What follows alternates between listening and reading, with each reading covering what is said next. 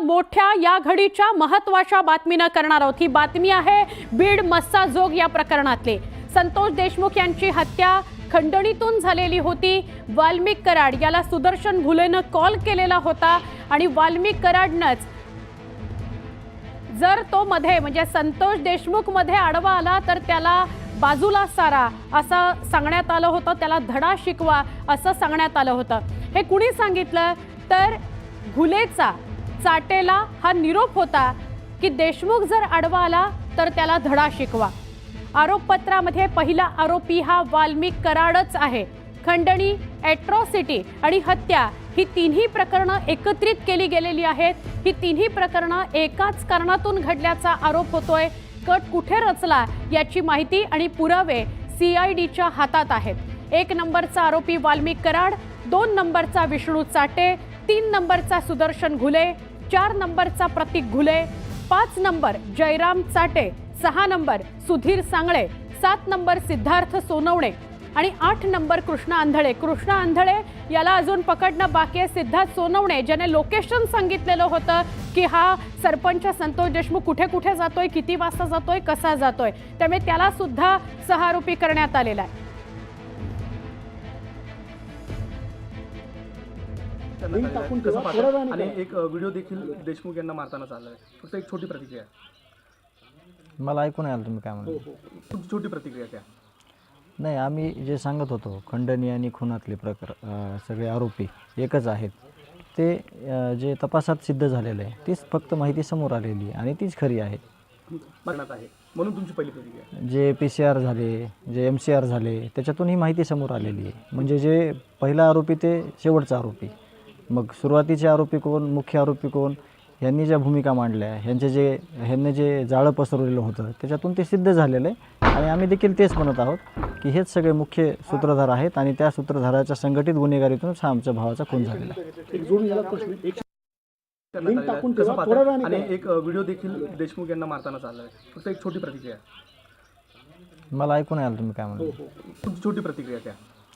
नाही, आम्ही जे 2 गोष्टी या बातमीतल्या फार महत्त्वाच्या आहेत। एकतर सगळ्यात महत्त्वाची पहिली गोष्ट, वारंवार देशमुख कुटुंब म्हणत होतं की खंडणी आणि हत्या ही दोन्ही प्रकरणं एकच आहेत।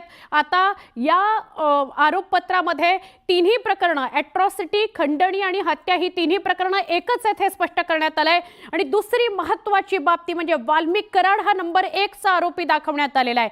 आपण थेट बोलूया आमचे प्रतिनिधी सुरेश जाधव यांच्याशी। सुरेश, पहिल्या दिवसापासून ही प्रकरण समोर आल्यापासून आजपर्यंत सलग तुम्ही या बातमीवर लक्ष ठेवून आहात आणि सगळी अचूक माहिती, ताजी माहिती, अपडेट तुम्ही प्रेक्षकांना देताय। काय सांगाल, आज खूप महत्त्वाच्या गोष्टींचा खुलासा होतोय आरोपपत्रात? न्यूज 18 लोकमतनं संतोष देशमुख हत्या प्रकरणाचा पाठपुरावा केला होता आणि यामधल्या या सगळ्या ज्या गोष्टी आहेत त्या देखील आपल्या प्रेक्षकांना सांगितल्या होत्या।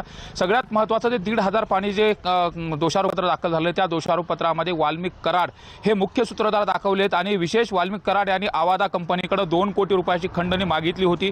हे देखील या दोषारोपपत्रामध्ये स्पष्ट पद्धतीने समोर आलेलं आहे। सुदर्शन घुले याला वाल्मिक कराड यांनी फोन करून सांगितलेलं होतं की संतोष देशमुख हे आपल्या खंडणी मागत असताना आडवे येत आहेत आणि आडवे येत असताना त्यांचा बंदोबस्त केला पाहिजे।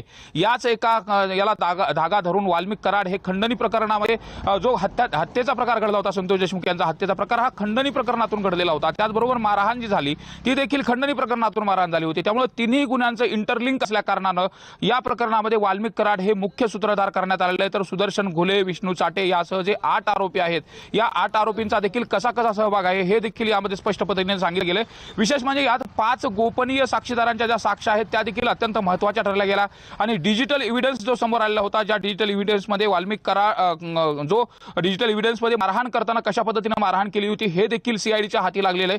त्याचबरोबर दुसरा जर विषय बघितला तर ज्या पद्धतीने खंडणी मागितली गेली होती आणि खंडणी मागत असताना अडथळा ठरला गेला म्हणूनच संतोष देशमुख यांचा खून झालेला होता। देशमुख कुटुंब देखील वारंवार याच पद्धतीने मागणी करत होतं की खंडणी प्रकरणामधूनच हा खून झालेला। या अगोदर संतोष देशमुख यांचे आणि कुणाचे वाद नव्हते, भांडण नव्हते हे देखील त्यांनी सांगितलं होतं आणि आता हे चार्जशीटमधून स्पष्ट झालेलं आहे. त्यामुळे आता एकंदरीत न्याय मिळण्याच्या दृष्टिकोनातून ज्या पद्धतीने आता चार्जशीट आणि सीआयडीनं जो तपास केला आहे, तो अवघ्या 80 दिवसामध्ये संपूर्ण तपासाचं चित्र जे आहे ते समोर आणलेलं आहे आणि 80 दिवसामध्ये संपूर्ण तपास करून आता न्यायालयाला दिलेला आहे. त्यामुळे आता एकूण या प्रकरणामध्ये कुठली कठोर शिक्षा होणार, कशा पद्धतीने यामध्ये कॉन्स्पिरन्सी ज्याला म्हणतो संघटित गुन्हेगारी, तर संघटित गुन्हेगारीच्या दृष्टिकोनातून वाल्मिक कराड हे जर मुख्य सूत्रधार असतील, ज्या पद्धतीने वकोका देखील यावरती लावण्यात आला आहे, त्यामुळे आता नेमकी शिक्षा कशा पद्धतीने होणार हे अंडर ट्रायल चालणार का हे देखील पाहणं महत्त्वाचं असेल.